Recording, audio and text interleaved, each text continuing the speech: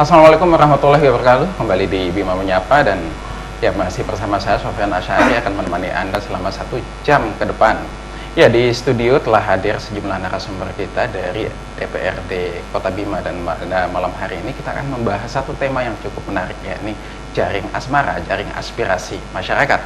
Ya, untuk membahas tentang apa yang sesungguhnya kerap menjadi aspirasi masyarakat, di studio sudah hadir 3 narasumber kami. Yang pertama adalah Bapak Insinyur M. Nur. Beliau adalah mewakili Dapil 1 daerah pemilihan 1, yakni Asa Kota, Kecamatan Asa Kota, dan beliau juga dari Partai Amanat Nasional. Assalamualaikum Pak, selamat malam. Waalaikumsalam warahmatullahi wabarakatuh. Ya, dan juga narasumber kita yang kedua adalah Bapak Alfian Indrawirawan, SAD, Sarjana Administrasi. Beliau mewakili Dapil 2 ya di Kecamatan Rasanae Barat dan Kecamatan Punda. Beliau adalah duta dari Partai Golongan Karya atau Golkar. Ya, beliau juga biasa dipanggil Pawang, itu yang biasa beliau akan. Assalamualaikum Pak. Waalaikumsalam. Selamat malam. Selamat malam. Ya, dan juga narasumber kita yang ketiga ini mewakili daerah pemilihan 3, yakni Kecamatan Raba dan Rasanae Timur. Beliau adalah Bapak Haji Armansah SE, beliau dari Partai Keadilan Sejahtera. Assalamualaikum Pak, selamat malam. Ya, baik Pak, terima kasih atas kehadirannya di studio pada malam hari ini. Namun kita sebelum bincang-bincang lebih jauh tentang tema kita pada malam hari ini, jaring asmara, aspirasi masyarakat, kita akan lihat dulu tayangan yang berikut ini.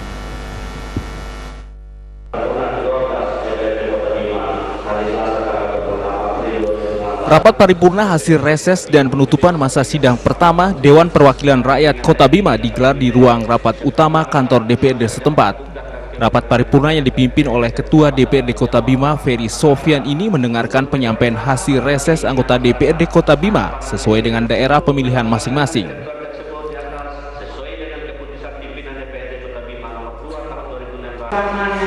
Sesuai aturan hukum dan koridor kebijakan yang telah disepakati bersama. Untuk itu, pelaksanaan reses dilakukan dan merupakan kewajiban bagi pimpinan dan anggota DPRD dalam rangka mendampingi aspirasi masyarakat secara berkala untuk bertemu dengan konstituen pada daerah pemilihan masing-masing guna meningkatkan kualitas peserta dan kinerja DPR. Rapat paripurna penyampaian hasil reses anggota DPRD Kota Bima juga dirangkaikan dengan penutupan masa sidang pertama Dewan Perwakilan Rakyat Daerah Kota Bima. Dalam sambutannya, Wakil Wali Kota Bima Haji Arahman Haji Abidin mengatakan apa yang sudah dihasilkan oleh Dewan Perwakilan Rakyat Daerah Kota Bima selama masa sidang pertama merupakan pencapaian yang luar biasa. Salah satu contohnya adalah disahkannya peraturan daerah tentang perlindungan anak Kota Bima.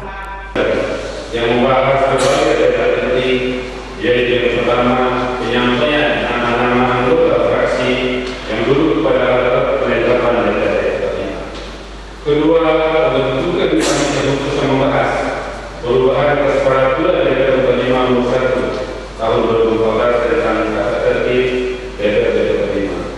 Yang ketiga, pembahasan penyusunan laporan panitia khusus DPRD Kota Bima terhadap perubahan atas peraturan DPRD Kota Bima nomor 1 tahun 2014 tentang tata tertib DPRD Kota Bima. Rapat paripurna penyampaian hasil reses dan penutupan masa sidang pertama DPRD Kota Bima ini dihadiri oleh Wakil Wali Kota Bima Haji Arahman Haji Abidin dan beberapa pimpinan SKPD lingkup pemerintah Kota Bima. Maskur Irianto, Bima TV melaporkan.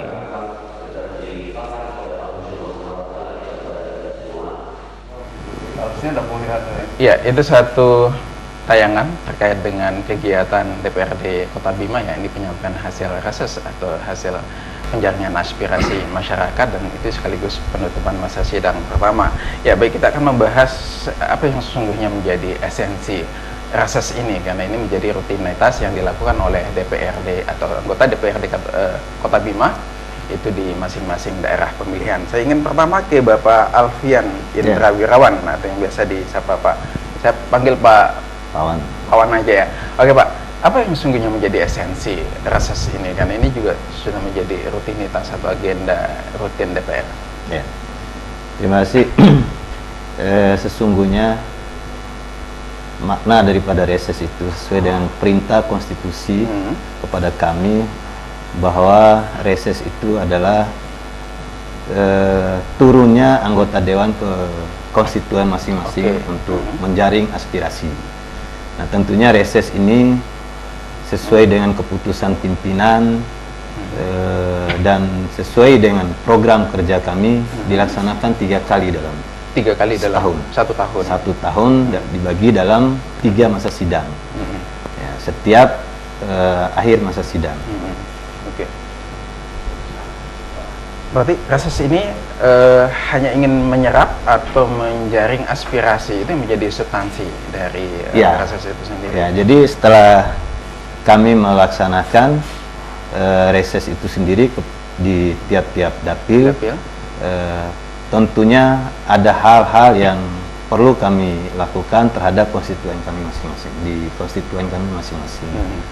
Ya, beberapa aspirasi yang jelas tentunya makna reses itu adalah menjaring aspirasi. Ya. Oke, saya ingin ke Pak Nor. Penting nggak memang reses itu dilakukan atau ini hanya sekedar seremoni aja, Pak? Ya, kalau berbicara penting, sesungguhnya sangat penting kalau reses. Kenapa saya katakan demikian? Karena reses ini merupakan salah satu juga untuk memecahkan persoalan. Memecahkan persoalan. Jadi memetakan persoalan yang ada di wilayah dapil masing-masing. Karena biar bagaimanapun reses ini ketika masyarakat meminta ini, minta harus dibangun ini, jadi liwat reses. Mungkin kalau liwat musrenbang, musrenbang itu ya mungkin kadang-kadang tidak ditanggapi. Tapi ketika reses ini kami akan dorong terus sehingga sampai pada pelaksanaan realisasinya. Iya. Itu yang artinya bahwa reses itu memang menjadi sesuatu yang penting dan bukan sekedar seremoni. Bukan. Itu saya sudah. Oke, saya ingin sekarang ke Haji Armansyah, Pak. Penting reses ini karena ini menjadi, kalau disampaikan oleh Pak Nur tadi, ini untuk kemudian memetakan masalah, kemudian mencari solusi atas persoalan yang dihadapi oleh masyarakat. Nah, seberapa kemudian persentase atau efektif perjuangan yang dilakukan oleh DPR untuk kemudian menggolkan aspirasi masyarakat? Ya, berbicara masalah persentase berapa yang terserap dan terrealisasi. Kalau saya berpendapat ini relatif. Karena berbicara masalah perjuangan, ya berbicara masalah kebutuhan dan kemampuan daerah. Ya, jadi kami melalui reses ini tentunya ada beberapa aspirasi masyarakat. Kemudian kami padukan dengan kegiatan pemerintah yang namanya musrenbang.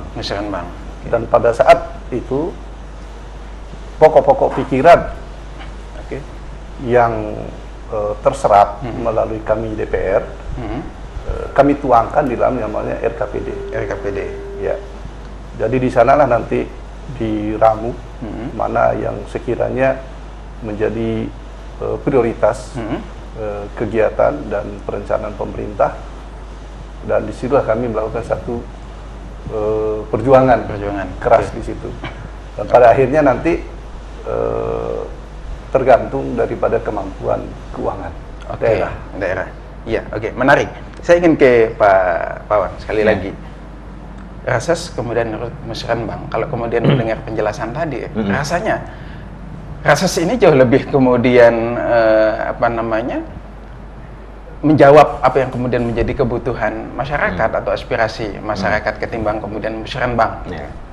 Ada nggak kesan seperti itu? Begini, dalam sistem pemerintahan kita di teman-teman eksekutif itu ada istilahnya musrenbang. Ya, jadi ada tahapan musrenbang dari tingkat kelurahan, tingkat kecamatan dan tingkat kota. Tapi di kami DPR ini itu namanya reses tadi. Ya. Jadi beberapa aspirasi yang dirangkum oleh teman-teman eksekutif ini, seperti saya sampaikan tadi, ada tahapan. Nah, dari aspirasi mulai dari tingkat kelurahan ini, mungkin ke tingkat kota dia akan dilihat lagi skala prioritasnya. Mungkin naik lagi ke tingkat kota, seperti itu. Nah, sedangkan kami DPR ini, masyarakat menyampaikan aspirasi itu dengan sebanyak-banyaknya, dan tentunya ini akan kita lakukan pembahasan secara internal di DPR. Nah, aspirasi lewat musrenbang juga oleh masyarakat itu tentunya akan dibahas bersama dengan kami DPR. Nah, sehingga apapun aspirasi masyarakat ini saya rasa lebih terfokus kepada reses. Nah, itu bedanya antara eksekutif dengan kami di DPR. Gitu. Jadi bisa langsung potong kompas, gitu. Itu istilahnya reses. Artinya kadang ada titik temu ya. Artinya apa yang sesungguhnya sudah diaspirasikan melalui kadang itu juga muncul di reses. Gitu, nah, kadang-kadang apa yang mereka sampaikan, masyarakat sampaikan lewat musrenbang di tingkat kelurahan, kecamatan, dan tingkat kota itu kadang-kadang sama yang disampaikan pada kami di anggota DPR lewat reses. Nah, apa yang menjadi, kami akan melakukan rapat secara internal dan kami akan melihat bagaimana skala prioritas daripada aspirasi masyarakat itu sendiri. Nah, sehingga dari tiap kami sebagai anggota Dewan Perdapil ini akan membagi. Kembali lagi seperti apa yang disampaikan oleh Pak Haji Arman saat tadi, kembali juga kepada bagaimana terakhirnya kemampuan keuangan daerah kita. Ya, saya ingin ke Pak Nur. Ini kan reses yang dilaksanakan kemarin itu selama berapa hari, Pak? 6 hari. 6 hari. Nah, 6 hari ini cukup nggak untuk kemudian menjaring aspirasi masyarakat, khususnya di Dapil 1? Ya, alhamdulillah. Kalau di Dapil Asal Kota itu kan hanya 4 kelurahan. 4 kelurahan. Jadi sementara reses juga ini kami bisa lakukan sampai 5-6 kali. 5-6 kali. Nah, malah justru kalau saya kira cukup karena kami bisa juga 2 kali karena antusias masyarakat itu luar biasa ketika kami datang reses. Nah, itu. Kalau ini kan di Dapil 3, Kecamatan Raba dan Rasanaya Timur, 6 hari cukup nggak? Kalau berbicara masalah cukup dan tidak, kami melaksanakan resesnya selama 3 kali dalam setahun, 3 kali masa sidang. Dan saya merasa bahwa alokasi waktu 5 hari untuk melakukan reses per 1 kali masa sidang itu sudah cukup. Sudah cukup. Ya. Artinya untuk 2 kecamatan dan begitu banyak kelurahan, itu apakah kemudian harus terpenuhi semua dalam 5 hari itu untuk semua atau gimana? Jadi begini, seperti yang disampaikan tadi bahwa reses ini kan dalam 1 tahun 3 kali. 3 kali. Kalau kami turun ke masyarakat di setiap kelurahan yang ada di Dapil 3 ini, ya tentunya ini akan berat muatannya nanti untuk kita perjuangkan, kita golkan ini keinginan masyarakat ini, sehingga pada tahapan-tahapan dalam 1 tahun ini kami atur ya, mana saja kelurahan-kelurahan dan dan daerah-daerah yang perlu kami sentuh dulu, ya, sehingga itu yang menjadi skala prioritas kami di Dapil 3. Ya, kalau di Dapil 2 gimana? Nah, ya, kalau di Dapil 2 dengan jumlah kelurahan 16 kelurahan ya, 6 kelurahan di Kecamatan Rasanaya Barat dan 10 kelurahan di Kecamatan Punda. Nah, dari 3 masa sidang mungkin sama dengan teman saya tadi, Haji Arman, kita akan melihat, kita akan membagi sesuai dengan hasil kesepakatan internal kami 11 anggota DPR yang mewakili Dapil 2, bahwa dalam reses 1 seperti tahun 2016 ini, kemarin kami tentukan 6 kelurahan. 6 kelurahan itu bisa juga kita bergilir tiap-tiap kelurahan dan bisa juga kita mengundang dalam 1 tempat. Nah, itu.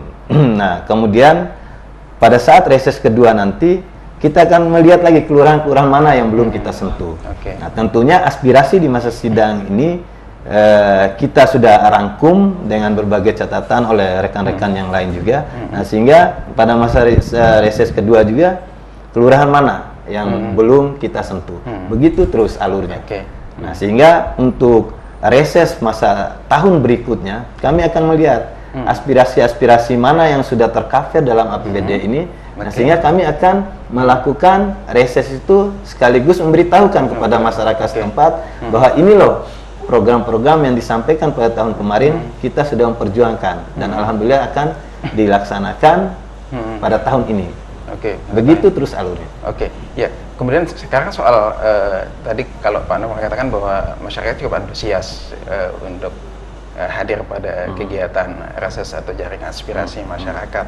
Nah Pak, dari sekian kemudian aspirasi yang kemudian disampaikan oleh masyarakat gitu kan, ada nggak kemudian perasaan-perasaan masyarakat itu yang kecewa? Oh iya, aspirasi kemarin aja kita nggak ini gitu kan, kok sekarang kita usulkan lagi, berapa kali kita harus usulkan sampai kemudian harus go.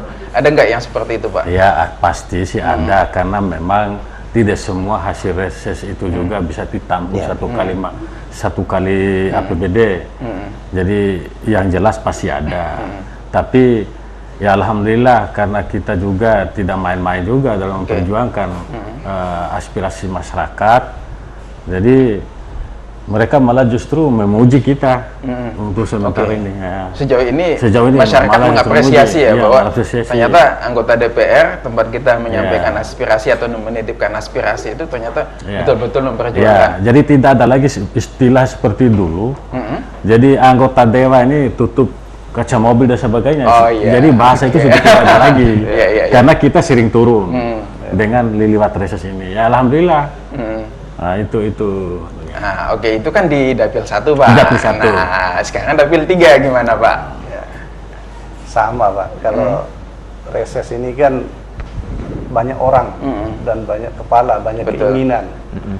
Ya tentunya dinamika yang membuat kami senang dan sedikit kecewa juga pasti ada.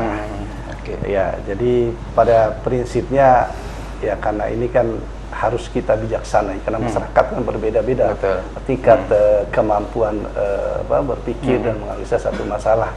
Dan kadang-kadang juga kami melakukan reses juga ini juga dianggap juga dilihat dari sisi yang negatif juga, ya kan, di samping ada sisi positif. Karena pengakuan masyarakat selama ini reses ini kan tidak pernah dilakukan langsung turun anggota dewan, tapi sekarang ini itu yang kami lakukan. Dan kami juga secara kelembagaan yang terkait dengan memperjuangkan aspirasi ini juga melakukan pembenahan secara internal kelembagaan di dewan ini supaya aspirasi masyarakat juga ini bisa terrealisasi keinginannya. Ya, karena banyak tahapan-tahapan kegiatan-kegiatan yang selama ini memang yang tidak dilakukan oleh kami secara kelembagaan. Dan sekarang kami melakukan berpikir bagaimana secara kelembagaan ini bisa betul-betul punya tahapan-tahapan yang jelas yang terkait dengan model perjuangan kita yang terkait dengan aspirasi masyarakat dan segala macam. Dan itu juga yang sudah kami lakukan secara kelembagaan, Pak. Kalau di Dapil 2 ada nggak penilaian-penilaian minor ketika misalkan dalam reses, Pak? Hampir sama Mas, hampir sama karena memang banyak karakter, banyak watak yang berbeda, keinginan-keinginan pasti banyak dan dinamika itu pasti dan insya Allah setiap kami melaksanakan reses itu apapun yang menjadi keinginan masyarakat itu tentunya kami bisa mampu mengakomodir. Sehingga seperti saya sampaikan tadi, apapun yang sudah diakomodir lewat aspirasi reses ini, reses berikutnya kita akan sampaikan. Dan dengan catatan-catatan bahwa ini tidak semata-mata omong kosong yang kami lakukan. Ini loh datanya, ini sudah terangkum dalam APBD Kota Bima. Seperti itu. Baik. Menarik menjadi bincang-bincang kita, tetapi kita akan tahan dulu sejenak sebelum kita lanjutkan bincang-bincang kita nanti. Dan pemirsa, nanti kita akan mengetahui apa sesungguhnya menjadi catatan dari reses yang dilakukan oleh anggota DPRD Kota Bima beberapa waktu yang lalu pada tanggal 16 sampai tanggal 21. Tapi sebelum kemudian nanti kita mendengarkan apa yang kemudian menjadi aspirasi masyarakat di 3 dapil di Kota Bima ini, kita akan jeda dulu sejenak dan kami akan segera kembali setelah yang berikut ini.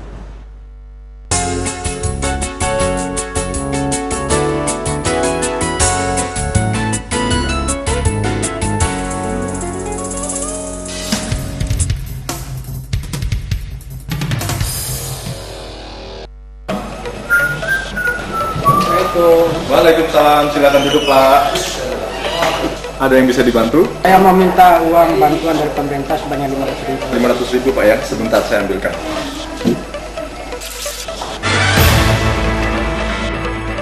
Diterima? Tolong dihitung kembali. 3, 4. Berapa bisa 400.000 Pak?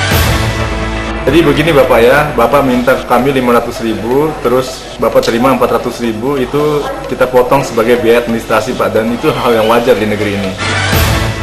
Hai saudara-saudaraku, jadilah aparat yang amanah, selalu makan rezeki halal biar keluarga tenang menikmatinya dan hidup pun jadi barokah, insya Allah.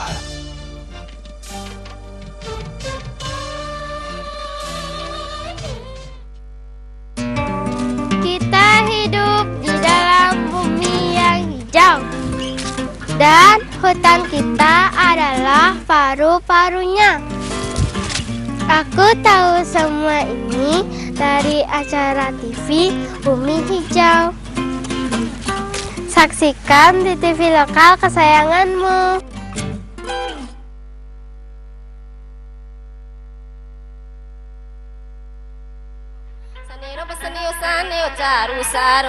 Jadi kopi Tambora itu sebelum letusan 1815 itu kopi Tambora itu sudah ada.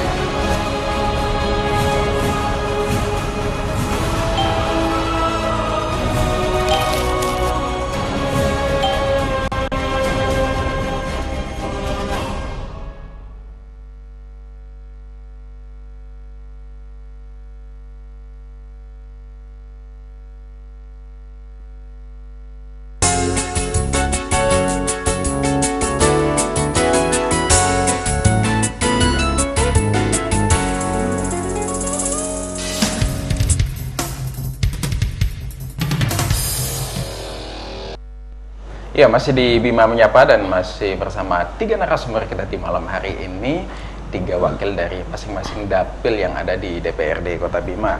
Ya, yang pertama adalah Bapak Insinyur M. Nur, kemudian Bapak Alfian Indra Wirawan, kemudian Haji Armansah SE. Ya, kita masih membahas tema yang sama, ya, nih jaring asmara atau jaring aspirasi masyarakat. Ya, tadi kita sudah mendengarkan bagaimana kemudian penyampaian dari 3 anggota DPRD Kota Bima ini tentang apa sesungguhnya menjadi substansi reses, kemudian seberapa efektif reses itu sehingga bisa memperjuangkan aspirasi masyarakat. Dan sekarang kita ingin tahu apa yang kemudian menjadi aspirasi masyarakat yang disampaikan pada reses kemarin mulai tanggal 16 sampai tanggal 21. Ya, saya ingin ke Pak Insinyur M. Nur, ya, mewakili dapil kayaknya kita.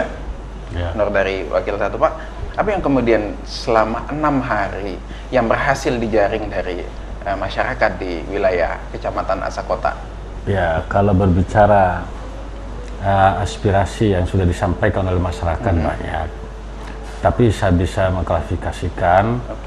Jadi yang pertama yang disuarakan oleh masyarakat itu adalah pemekaran, khusus di Jati Baru dan Jatiwangi. Pemekaran wilayah kelurahan. Kenapa? Karena memang jumlah penduduk antar Jatiwangi dengan Jati Baru itu sudah lebih kurang sudah di atas 7 ribuan. 7 ribuan. Ya, 7 ribuan. Jadi dan juga terlalu besar, sehingga pengamanan dan pelayanan masyarakat itu juga bukan juga terbengkalai, tapi sudah tidak efektif juga kalau terlalu banyak yang diurus. 7.000 kemudian dilayani oleh satu kelurahan itu, artinya. Jadi makanya sangat gencar sekali. Jadi mereka masyarakat itu minta untuk dibekalkan. Setiap kita kali reses, tetap mereka minta. Dan ini juga prosesnya sudah saya tanya juga Komisi 1 yang menangani itu, sudah bolanya sudah ada di pemerintah. Jadi bagaimana pemerintah menganalisa membahas dan sebagainya. Ya, tinggal kita tunggu itu. Kemudian ada juga infrastruktur. Terutama di Jatiwangi dan Jati Baru memang di sana kan banyak masih banyak yang belum dibenahi lah, drainase dengan jalan. Jadi mereka minta supaya jalan lingkung itu dirabatnisasi, kemudian diaspal, drainase harus diperbaiki. Jadi banyak jalan-jalan yang besar juga itu belum ada drainasenya. Sehingga gampang sekali jadi banjir. Kemudian di Kelurahan Baru khususnya. Jadi sudah lama juga masyarakat minta untuk buka pintu air di bantaran Sungai Melayu itu. Karena apa? Karena tidak ada guna kita bikin baik drainase lalu tidak ada pembuangan air.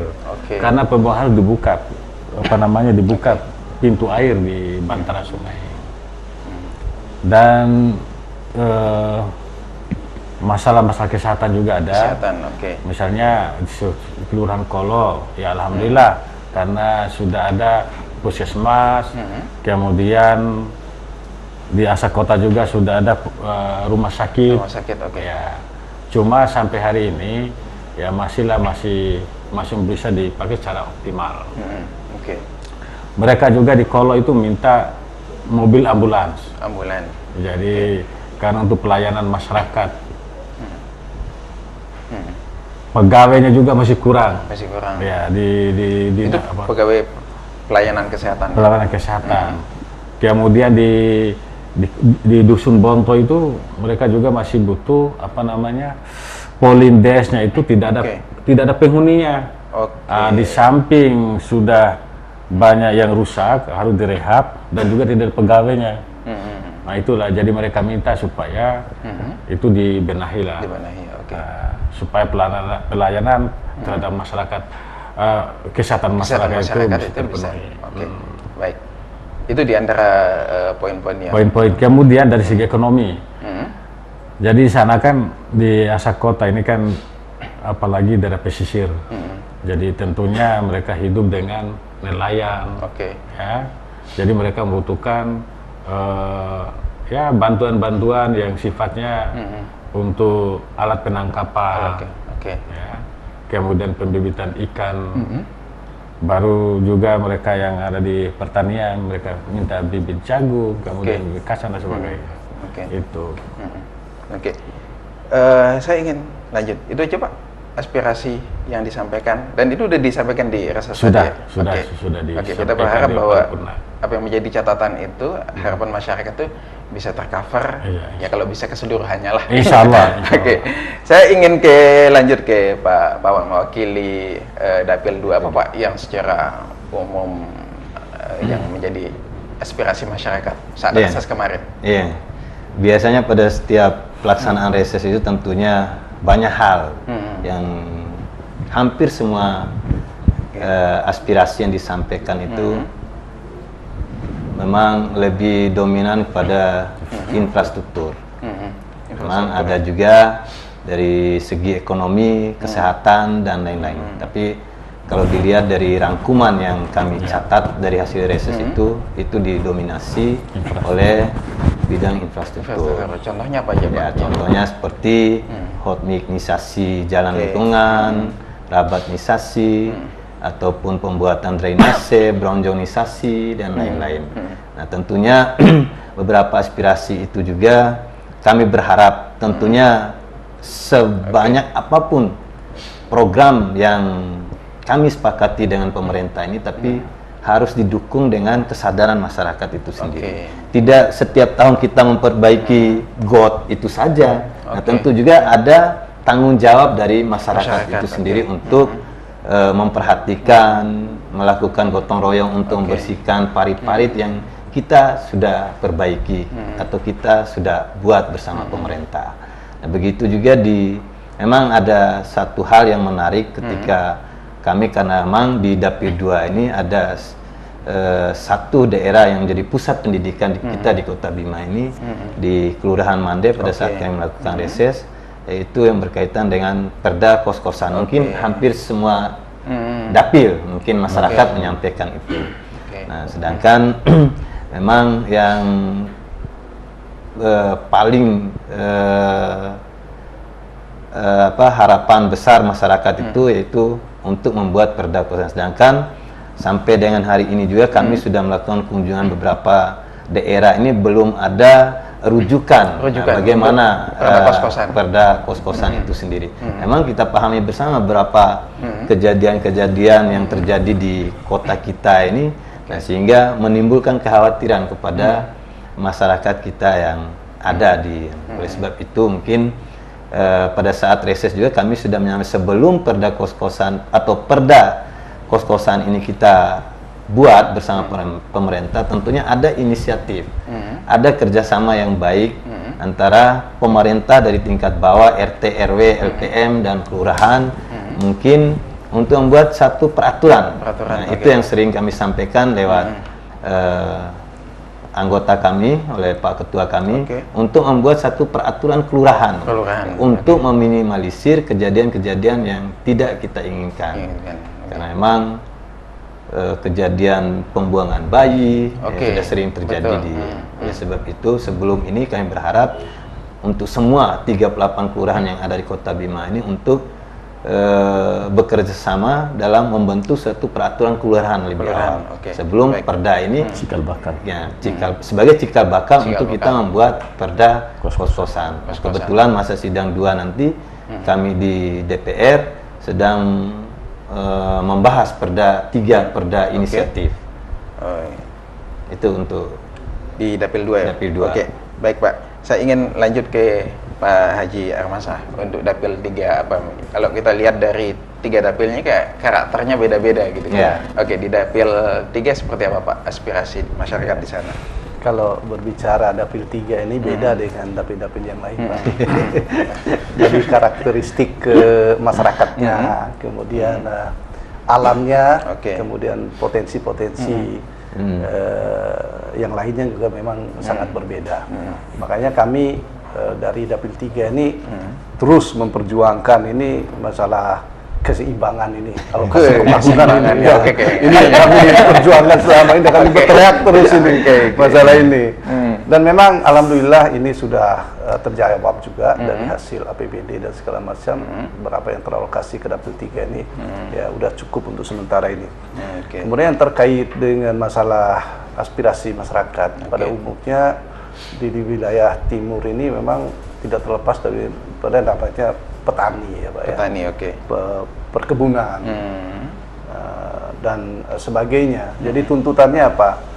Karena selama ini walaupun di Dapil 3 ini sumber mata air itu memang dari sana gitu, dari timur, tetapi ini tidak bisa dimanfaatkan secara maksimal oleh masyarakat di Dapil 3. Dan ini juga masyarakat berteriak ini bagaimana sistem pengairannya, bagaimana sistem tampungannya, dan bagaimana sumber-sumber mata air yang ada itu bisa dirawat dan bisa dikembangkan dan segala macam. Itu yang terkait dengan tuntutan masyarakat yang terkait dengan masalah air. Kemudian masalah pertanian juga seperti itu, ada bantuan-bantuan mungkin terkait dengan bibit dan segala macam, perbaikan harga dan segala macam ya. Kemudian akses jalan usaha tani juga itu yang dituntut juga di sana. Karena memang di wilayah timur ini memang selama ini memang tidak tersentuh juga untuk itu. Dan mudah-mudahan untuk APBD 2016 ini jadi keinginan masyarakat yang terkait dengan pembukaan jalan tani dan segala macam itu bisa terrealisasi. Kemudian yang terkait dengan infrastruktur, memang ada banyak infrastruktur yang sudah dibangun, sudah dibuat, dan sampai dengan hari ini juga tidak bisa dimanfaatkan. Ya, seperti Puskesmas Plus yang ada di di Kodo ya, Kodo. Kemudian lapangan Pahlawan itu yang tidak bisa dimanfaatkan secara maksimal ya karena adanya bangunan lapak itu. Dan ini tuntutan masyarakat setiap kami melakukan reses ini yang dituntut. Dan itu juga yang kami sampaikan pada saat paripurna dan kami tegas untuk itu. Nah, tetapi mungkin pemerintah masih mencari cara-cara lain sehingga semuanya tidak dirugikan. Kemudian yang terkait dengan aset juga, masalah GOR Mini juga, ini juga menjadi persoalan kami di Dapil 3 ini karena sarana kepentingan umum ini yang masih sangat minim sekali. Apalagi lapangan sekarang dipergunakan untuk sebagian lapak, kemudian GOR Mininya tidak bisa dimanfaatkan secara maksimal. Kemudian di setiap kelurahan juga itu masih membutuhkan sarana lapangan dan segala macam. Ini yang sangat dibutuhkan. Jadi, di ruang publik ini yang ruang publik ini yang masih belum maksimal. Ruang terbuka hijau juga belum ada. Dan sebenarnya di Wilayah Timur ini kan potensinya sangat bagus sekali untuk pengembangan pariwisata dan segala macam. Dan ini yang kami tuntut pada pemerintah untuk lebih jeli dan lebih bisa melihat potensi-potensi yang ada di Wilayah Timur ini untuk bisa dikembangkan. Nah, kemudian normalisasi sungai dan segala macam yang ada, kemudian perbaikan saluran dan semuanya itu memang harus dilakukan sekarang oleh pemerintah di Dapil 3 ini. Kayaknya memang berat ya karena wilayah timur ya, aspirasinya nih. Mungkin saya tambahkan yang berkaitan dengan ruang terbuka hijau itu karena memang tuntutan secara nasional kita harus membuka ruang terbuka hijau itu sebesar 30%. Nah, inilah tugas berat kami di DPR dan pemerintah ini sehingga bagaimana melihat potensi-potensi yang ada itu untuk bagaimana terwujudnya ruang terbuka hijau ini sebagai ruang representatif untuk masyarakat. Kalau yang terlihat sekarang ruang terbuka dari 30% keharusan dari ini masih jujur aja masih kurang. Masih kurang. Nah, inilah saya sampaikan tadi tugas berat pemerintah ini bagaimana untuk memetakan. Saya sepakat dengan di wilayah timur memang masih di asal kota aja seperti itu. Jangan sampai ini hanya terfokus pada lingkaran kota saja. Jadi kita harus melihat seperti di kota-kota besar lain itu lahan kuburan saja itu bisa dijadikan ruang terbuka hijau. Nah, tinggal bagaimana political will dari pemerintah ini untuk membuka seluas-luasnya ruang terbuka. Nah, seperti di Amahami, kita harus melihat potensi kota itu ini diibaratkan kalau orang baru datang di Kota Bima seperti Singapura loh. Nah, tinggal bagaimana kita menata. Nah, jangan sampai tempat-tempat yang menjadi jantung kota atau pusat kota dibiarkan seperti itu. Nah, kita ini berbagai permasalahan di kota ini tidak saja kita hanya berbicara bagaimana tentunya kita berpikir apa sih sesungguhnya yang harus kita lakukan. Salah satu contoh yang paling berat dihadapi masalah banjir. Nah, kita tidak menyelesaikan masalah ketika kita membuat ratusan drainase, tidak. Tapi bagaimana kita berpikir apa sih penyebab banjir itu sendiri, dan ini juga tidak kita bisa lemparkan semuanya kepada pemerintah ataupun kami DPR. Ini juga harus dibutuhkan kesadaran masyarakat itu sendiri.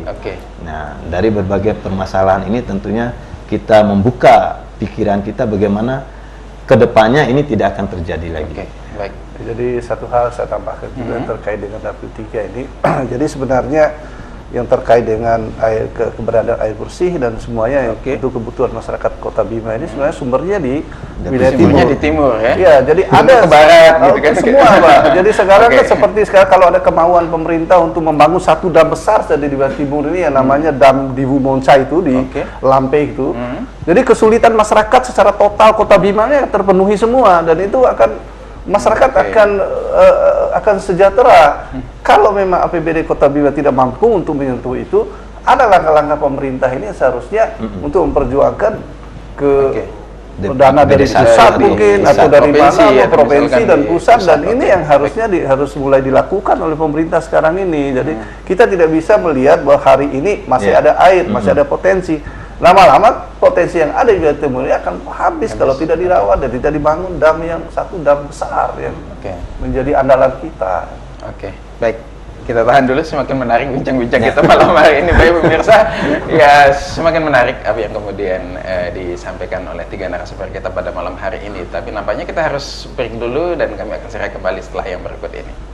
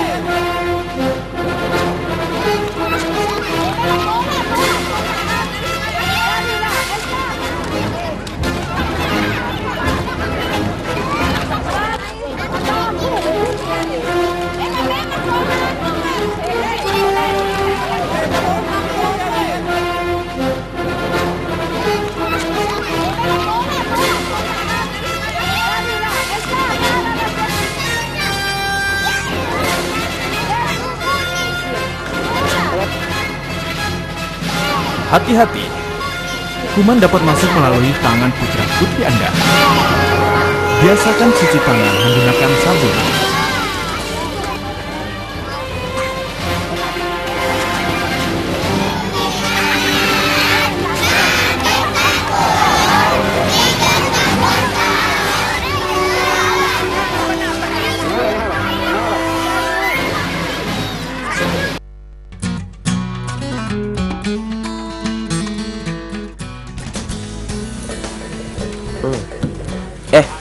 Ngomong-ngomong, semalam kamu nonton nggak acara tentang Merapi di acara Bumi Hijau? Bumi Hijau? Apaan tuh? Nah, itu acara TV baru yang cuma ada di stasiun TV lokal di seluruh Indonesia, men. Wah, kayaknya keren tuh. Ntar malam nonton lah. Makanya, nonton.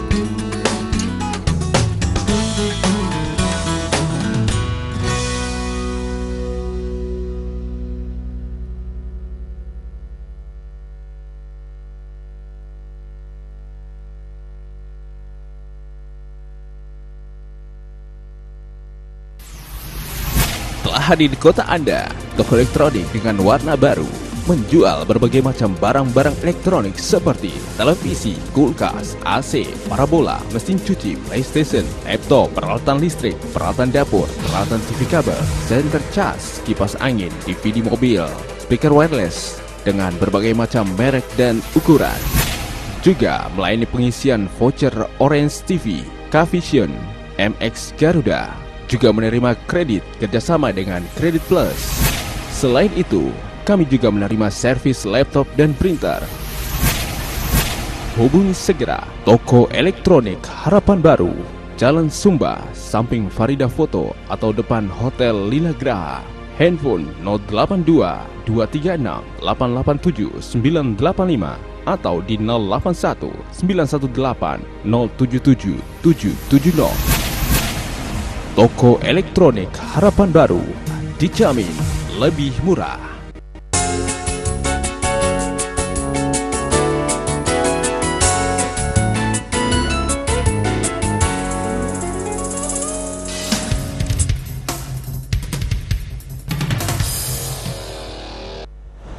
Ya, masih di Bima Menyapa dan kita masih ditemani oleh 3 narasumber kita ya. Perbincangan kita semakin menarik dengan 3 anggota DPRD Kota Bima yang mewakili masing-masing dapil, yakni dapil 1, 2, dan 3. Nah, saya ingin kemudian dari ujung dulu ke Pak Pawa. Ya. Dari kemudian aspirasi yang dilakukan atau reses yang dilakukan selama ini, apa yang dominan kemudian menjadi aspirasi masyarakat? Apakah masalah infrastruktur, masalah ekonomi, pendidikan, atau apa Pak? Khususnya di dapil 2. Ya, kalau tadi kita sudah sampaikan, saya rasa yang lebih dominan itu infrastruktur. Jadi walaupun dominan, tidak mengesampingkan kebutuhan-kebutuhan lain dari masalah, misalnya kesehatan, pendidikan, ataupun ekonomi. Ya, jadi untuk diketahui juga oleh masyarakat, mungkin lewat kesempatan ini saya sampaikan bahwa untuk bantuan dana bakulan untuk masyarakat itu sekarang sesuai dengan aturan baru itu sudah tidak diperbolehkan. Jadi pemerintah hanya menyiapkan bantuan lewat dana hibah. Jadi lewat peralatan-peralatan kebutuhan masyarakat, misalnya kebutuhan masyarakat untuk perbengkel, nanti pemerintah tinggal mengarahkan SKPD mana yang memberikan bantuan itu. Jadi itu yang perlu dipahami oleh masyarakat kita. Tapi kemarin itu nggak ada waktu reses disampaikan? Emang setiap pelaksanaan reses pasti ada aja. Jadi kadang-kadang begini Mas, yang berkaitan dengan dana bakulan itu, kadang-kadang masyarakat ini bahwa ini adalah dana dari pemerintah, mereka sudah mendapatkan, itu enggan untuk mengembalikan. Sesungguhnya fungsi dana bakulan itu perputaran. Nah, ketika satu kelompok ini sudah berhasil dengan bantuan dana bakulan, ini tentunya dikembalikan untuk kita membantu kelompok lain. Itu sebenarnya sesungguhnya makna dari dana bakulan. Tapi kadang-kadang pemahaman masyarakat kita ini, karena ini dana dari pemerintah, jadi biarkan saja ini bisa dikembalikan. Itu yang terjadi, sehingga mungkin dengan beberapa kejadian seperti itu pemerintah bisa melihat, sehingga tidak memberikan lagi atau membuat aturan baru untuk memberikan bantuan lewat dana hibah. Artinya di sini juga dibutuhkan kesadaran masyarakat. Ya, pasti. Artinya tidak hanya kemudian menyalahkan masyarakat, kenapa tidak ada bantuan bakulan lagi? Makanya saya sudah sampaikan, misalnya infrastruktur, tidak semua kita setiap tahun harus membuat got, atau tentunya ini juga ada kesadaran masyarakat untuk merawat, membersihkan. Kalau kita berbicara got terus, habis dong BD kita nih. Tidak ada hal-hal lain. Kalau dari sekian banyak catatan yang kemudian menjadi aspirasi masyarakat pada reses yang kemarin, apa yang paling akan diperjuangkan sebagai prioritas, Pak? Nah, dari hasil penjaringan aspirasi itu, misalnya kelurahan A, apa yang jadi skala prioritas? Kita kemarin sudah melakukan rapat internal. Seperti salah satu contoh di kelurahan Naik kemarin, itu ada jalan yang menghubungkan antara 2 wilayah, antara kelurahan Nae dan kelurahan Jatiwangi. Nah, sehingga urgensi daripada pembuatan jembatan itu betul-betul kita akan perjuangkan di APBD perubahan ataupun APBD murni 2017. Dan ini komitmen kami Dapil 2. Itu salah satu contoh. Begitu juga di wilayah-wilayah lain. Ya, saya ke Pak Nor. Pak, apa yang kemudian menjadi skala prioritas mungkin yang akan diperjuangkan dari reses kemarin, Pak? pemekaran wilayah? Pemekaran wilayah juga harus prioritas. Dan yang juga tidak kalah penting juga dengan infrastruktur. Karena memang di khusus Kelurahan Jati Baru, Kelurahan Jatiwangi, jadi masih banyak yang belum terbenahi, baik yang di penguatan tebing, kemudian drainase, lalu hotmi jalan maupun rabadnisasi, masih banyak yang belum disentuh. Artinya masih dominan ya persoalan infrastruktur yang menjadi aspirasi masyarakat di Dapil 1. Terutama di Jati Baru itu, kasihan. Dan biasanya kalau untuk aspirasi-aspirasi mengenai infrastruktur itu biasanya agak susah ya memperjuangkannya gitu kan, atau tingkat goalnya itu kecil ketimbang usulan-usulan di luar masalah infrastruktur. Tapi ya selama ini alhamdulillah juga. Ya, jadi makanya mereka sudah senang karena setiap kita kembali reses mereka tagih sudah terrealisasi. Itu mereka senang. Seperti di Beten Ginde itu, di Beten Ginde juga satu contoh ya. Jadi mereka selama ini kan berteriak karena banjir, selalu banjir. Sekarang dengan adanya drainase hasil perjuangan kita adalah alhamdulillah banjir sudah tidak lagi. Nah gitu. Itu satu contoh. Baik, Pak Ramasah, tadi Pak Nur mengatakan bahwa perjuangan aspirasi infrastruktur, wah hampir terrealisasi semua. Dapil 3 gimana Pak? Ya kalau Dapil 3 sebenarnya ini kompleks kan kebutuhannya gitu. Harusnya semua harus dibantu ya. Tapi memang berat ya. Berat ya. Tetapi pada prinsipnya kalau kita berbicara masalah kita mau membangun wilayah, ya tentunya kita melihat dari dampak daripada apa yang harus kita bangun terlebih dahulu. Saya melihat di sini yang paling penting untuk kita bangun adalah infrastruktur. Ketika infrastruktur ini baik, kemudian akses dari desa ke desa, dari RT ke RT itu sudah bagus jalannya dan sudah lancar, secara otomatis kegiatan secara sosial ekonomi masyarakat itu akan lancar. Dan sehingga pada saatnya nanti apa yang menjadi kebutuhan dan keinginan masyarakat yang terkait dengan satu usaha-usaha mungkin itu bisa terrealisasi gitu, keinginan-keinginannya itu. Di samping itu juga mungkin yang paling penting di sini yang terkait dengan perbaikan dam. Kan ini juga menyangkut masalah keamanan dan keselamatan petani. Karena di wilayah timur ini rentan dengan yang namanya banjir, Pak. Banjir itu kan turun dari gunung, ini yang jadi masalah besar kita di wilayah timur ini, sehingga membutuhkan satu pemikiran keras kita bagaimana harus membangun sarana-sarana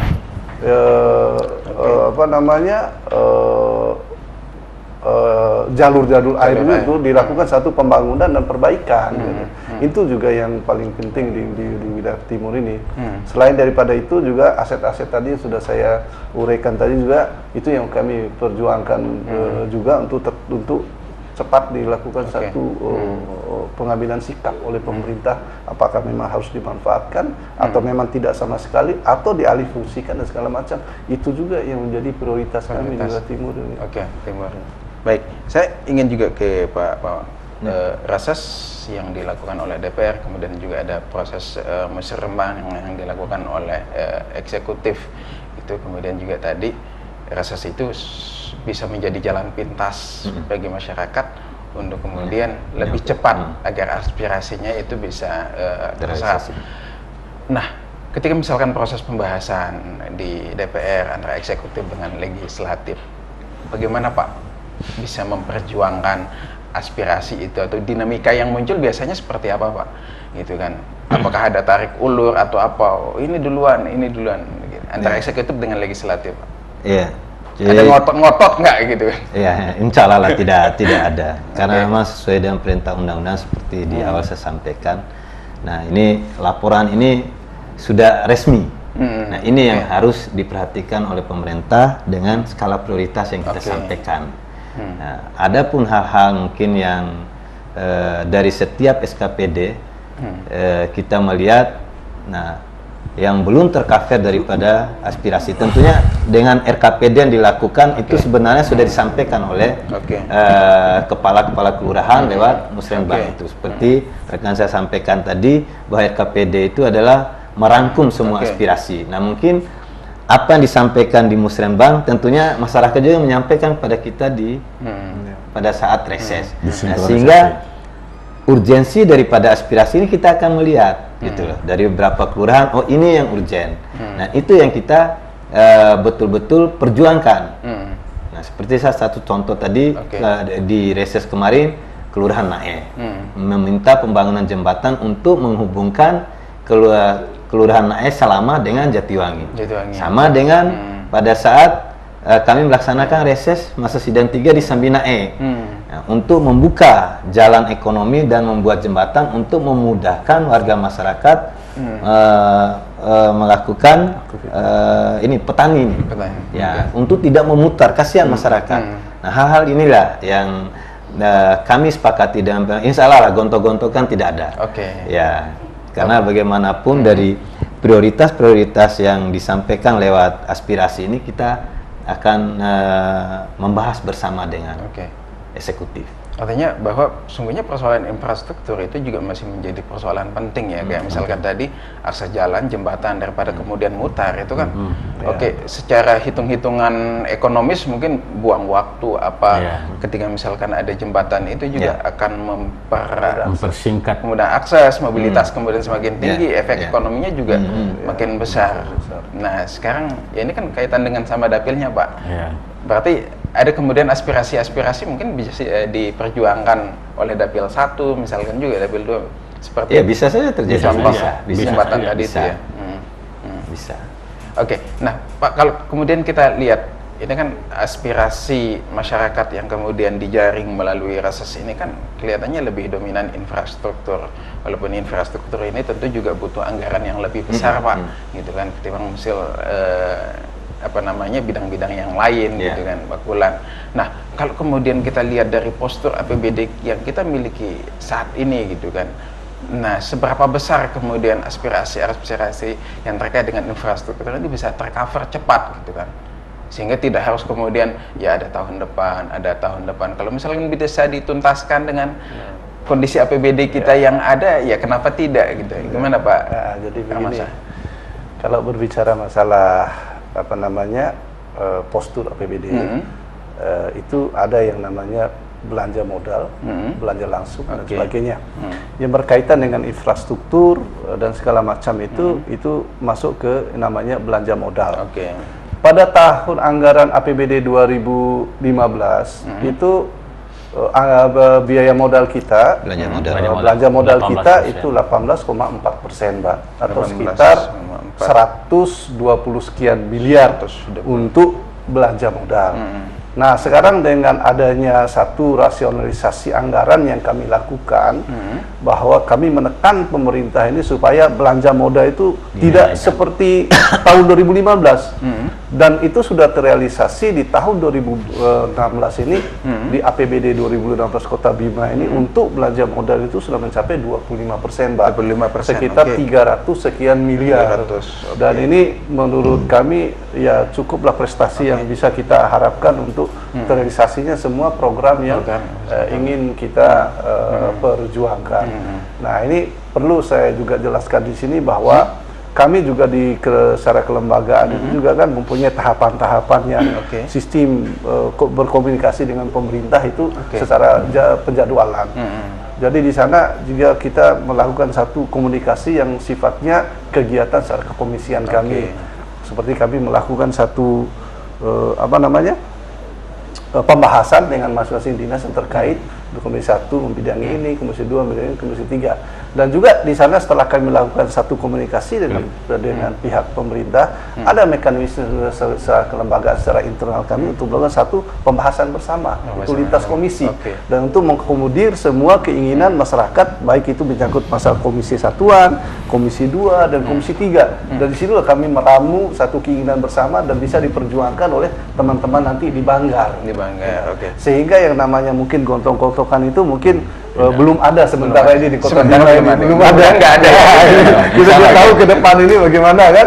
Tapi yang jelas sepanjang komunikasi kita dengan pemerintah ini bagus, kemudian lancar, saling mengerti fungsi tugas masing-masing, hak-hak masing-masing, saya rasa itu tidak ada masalah. Oke, berarti menarik ini. Jadi seperti bahwa tadi 18,4%, ya, kemudian bergerak meningkat menjadi 25%, dari 120 miliar kemudian menjadi 300 miliar ini ya. Berarti sesungguhnya dari APBD kita itu bisa kemudian memenuhi apa yang kemudian menjadi kebutuhan masyarakat sepanjang kemudian ada komunikasi yang baik antara eksekutif dengan legislatif. Seperti itu Pak Wawan. Iya.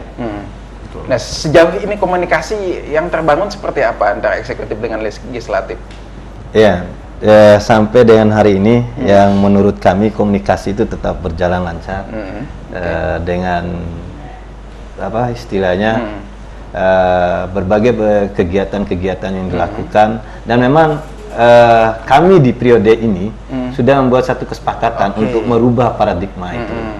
Ya, artinya mungkin lewat komunikasi pimpinan kami dengan wali kota ataupun wakil wali kota, terus komunikasi kami jajaran di bawahnya dengan kepala SKPD sesuai dengan background kami atau mitra tugas kami di beberapa komisi. Dan insya Allah dengan agenda yang kami sudah buat sebaik mungkin bahwa mulai pembahasan APBD tahun 2017 ya, yang akan dilaksanakan beberapa bulan lagi, ini ada tahapan-tahapan seperti teman saya sampaikan tadi, bahwa mulai tahun ini akan dilakukan pembahasan lewat komisi. Artinya klinis, kata lainnya klinis. Dengan SKPD. Nah, dari klinis ini kami akan melihat apakah berbagai aspirasi yang kami sudah sampaikan dalam rapat paripurna tadi itu sudah dimasukkan atau belum.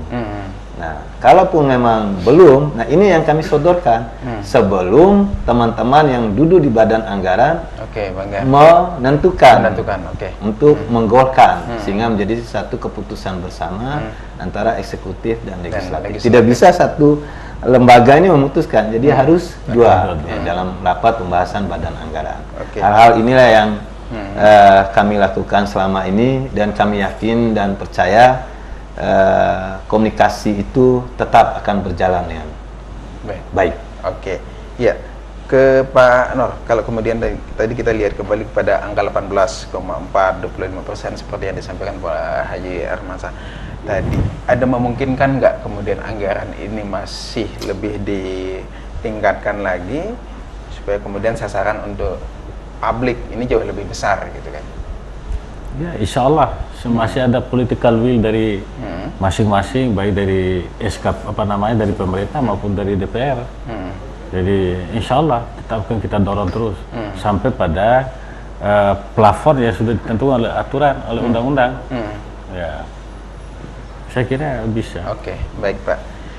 Oke, terima kasih Pak. Sepertinya bincang-bincang kita nggak akan habis-habisnya kan. Diskusi kita pada malam hari ini semakin menarik, tapi kita dibatasi oleh waktu. Terima kasih. Jadi Pak. mungkin sebelum ditutup yang silakan. berkaitan dengan pertanyaan terakhir tadi, kalau kita berbicara belanja modal, tentunya ini keinginan kami di lembaga. Karena bagaimanapun kami di lembaga sebagai representatif masyarakat menginginkan bahwa kebutuhan publik itu lebih besar. Tapi tentunya kita juga harus memahami dengan berbagai dinamika yang terjadi di pemerintah kota ini, karena jumlah pegawai juga kita ini lebih besar. Udah 25.000 sekian dengan penambahan 400 sekian tadi lewat K2 tadi. Nah, hal-hal inilah yang membuat, tapi insya Allah lah, lewat seperti kita sampaikan tadi, kerjasama antara dua lembaga ini cukup menentukan bagaimana arah pembangunan kota ke depan. Ya, saya tambahkan sedikit mungkin terkait dengan itu tadi. Mungkin yang terkait dengan alokasi belanja modal kita mau perbesar di kemudian hari itu sangat memungkinkan. Karena memang potensi-potensi PAD Kota Bima ini masih banyak yang belum digali. Dan ini kami DPR bersama pemerintah ini terus melakukan komunikasi. Jadi sumber-sumber PAD yang potensial yang bisa kita kelola itu harus dimaksimalkan. Dan itu yang kami lakukan sekarang ini, supaya nanti belanja modal itu bisa kita tingkatkan. Baik. Terima kasih Pak. Terima kasih kehadirannya di studio, Pak. Ya. Jangan bosan-bosan, kan kami undang lagi ke sini. Oke, baik pemirsa, demikianlah bincang-bincang kita pada malam hari ini dengan 3 anggota DPRD Kota Bima mewakili masing-masing dapil 1, 2, dan 3. Ya, banyak hal yang kemudian kita bahas, dan satu hal yang kemudian cukup menarik ya adalah sinergitas komunikasi yang baik antara eksekutif dengan legislatif. Tidak kemudian perlu antara eksekutif dengan legislatif seperti menjadi Tom and Jerry, tetapi komunikasi yang baik bisa kemudian menjadi solusi untuk memenuhi apa yang menjadi aspirasi masyarakat kita. Saya Sofyan Asyari mewakili kerabat kerja mengucapkan terima kasih. Sampai jumpa di Bima Menyapa episode berikutnya. Oke,